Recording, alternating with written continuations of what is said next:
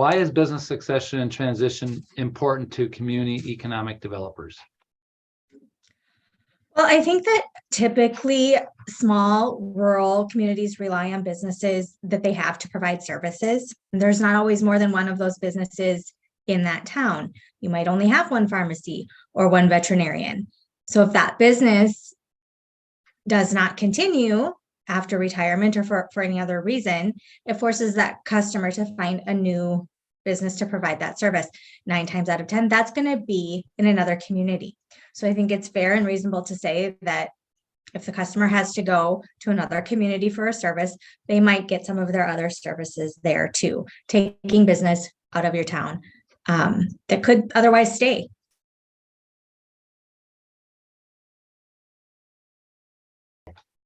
Well, local businesses provide a lot of support to schools, to fundraisers, to community service groups.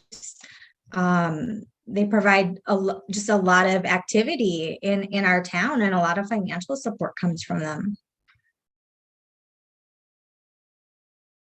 We're having success with it, but it is a slow moving wheel. People are a little slow on the uptake of it. I don't know why, but we continue to push it and talk about it at all of our BR&E visits. And it's becoming a topic that our businesses are very familiar with. Whether they're ready to do it or not, they're not scared of the term. We can talk about it now. And a lot of them actually have something in place. They just, it might not be finalized.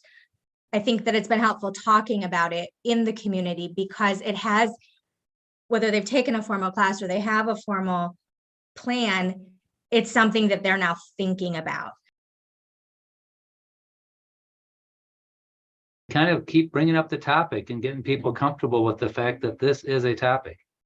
Yes, this is a topic. And we do have an ongoing search for a veterinarian in our community that keeps this very front and center in everybody's minds. So we have a kind of a built-in topic surrounding it that it makes it real for people. Yeah, I think they almost act afraid to do it. sure. I liken it to when we did our will. Oh yeah. I didn't want to do it. Right. I had to do it. Right. And they're just, I feel like that's kind of how they act.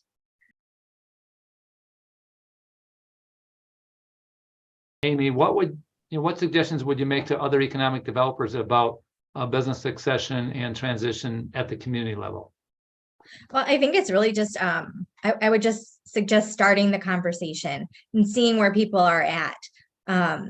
Some people have them and you maybe you don't even know that. If you start, I have happened to add it to my BR&E questions that I ask. And so I'm starting to get a little database about who in town already has one and who needs one. And then I think it's just more of a conversation that if you start the conversation, you'll get some interest and some feedback.